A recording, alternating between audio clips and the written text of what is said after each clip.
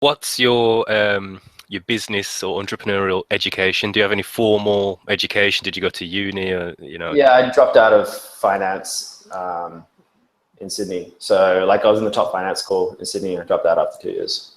okay, and pursued your traveling dream? Did Yeah, you go? well, no, I actually was, then I was working. So it was basically my dad took a job in China and I didn't have any Okay, money and I had to get a job to live because it's just like Sydney's super expensive. yeah, And yeah, so I ended up getting a job as a recruiter and I was recruiting for the banks, software developers. I have like a technical background as well before that. So I'm kind of like IT and business. So yeah, I do have a bit of an education. It's something that I was always really, really interested in as well, like from yeah, a young age. So I was reading business books and I was trading stocks when I was 18 and very much kind of into that space. But in Australia, it's very, at least it's probably getting better now, but it was very kind of traditional, this hmm, is how you make money. You get a career and then you go work for a bank, right? Like, yeah, and then yeah, then you work up the ranks, and then you get a house, and then you buy another house in that house, and then you have 10 houses when you're 16. Like, that's how you make money. yeah. Um, Keep your head down, be a good employee, and work your way up the yeah, ladder. Yeah. and yeah, I didn't really like that. Yeah, I'm the same. Yeah, my dad always used to say, just keep your head down. Where I was working in a local authority, you got a job for life, and it just wasn't for me. It just wasn't for me. The internet, the I'm internet. gonna show you something, and I wanna know your response to this. How important is this to you? Oh yeah, really important. Awesome book. Everyone should read that book if they want to know anything about running a business. Yeah. Um, And what Checklist about Manifesto as well. what about this one? Oh yeah, actually I haven't read that.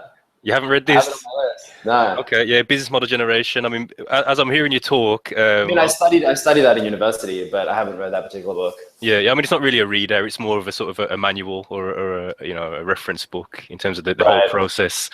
I was going to reach for the Lean Startup, but I've got the audio Okay. version. How Yeah. important is that? So that's really important to me, but I don't think that's that important to most small business owners because that's a lot about product development. And I Hmm. think most small business owners don't build products like startups do. Like a startup product, Yeah.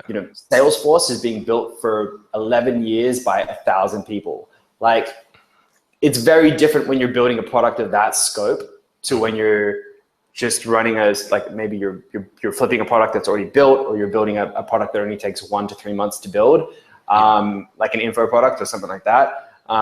It's a very, very different way of running a business because your business is not revolved around building a product, which is the case, like Process Street, like so far, has cost many hundreds of thousands of dollars to build and will cost many, many millions of dollars to build like when it's complete, right? Or it Yeah. will never be complete, but like when it gets to a point that it's really ready. And any product that you really use on the internet that's like Trello or Hmm. Basecamp or something, it's cost like tens of millions of dollars to build that product, right? Like it's a very expensive operation. So unless you're planning on building a product that costs $10 million plus, I don't think the lean startup is as relevant because it's very much about product development.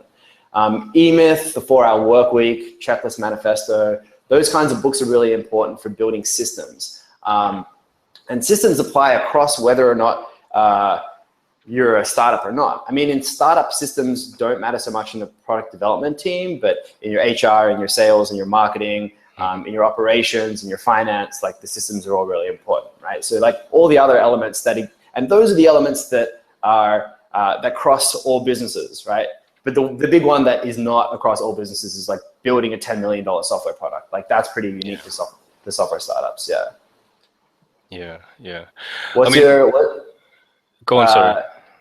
uh, what's your favorite kind of systems book? I mean, for me, the game changer was definitely the E-Myth.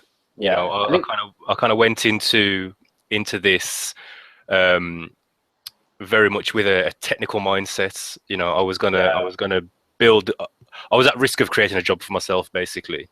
And then when I was on a train going to a training session in London, I was going to go and deliver some training in London, and I'd slept on the E-Myth for a number of years. I'd hear people talking about it, mention it on podcasts, and I thought I'm going to check this book out and see what all the hype's about.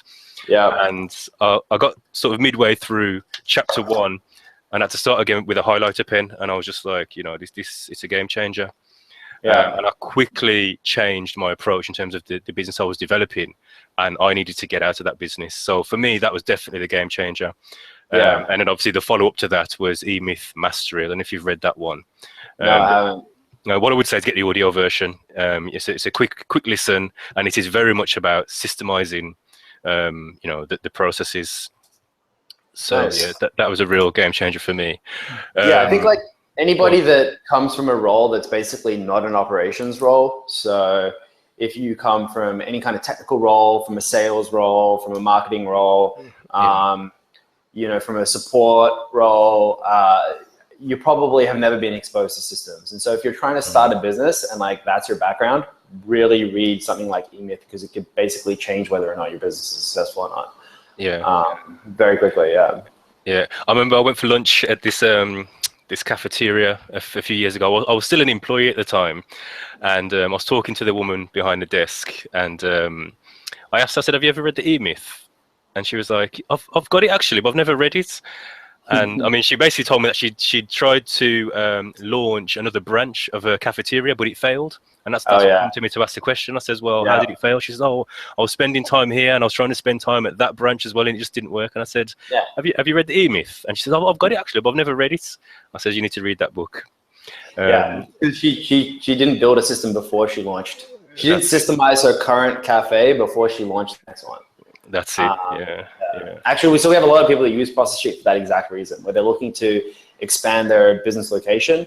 So we have like franchises and people that are just looking to expand, and they'll come in and then they'll basically spend 6 months completely systemizing that business, because basically you want to get it to a point where you open a new store, you hire a manager, you give the manager a Process Sheet account, boom. Like that's it, and then everything runs like clockwork, right? I mean, that's how McDonald's works, Yeah.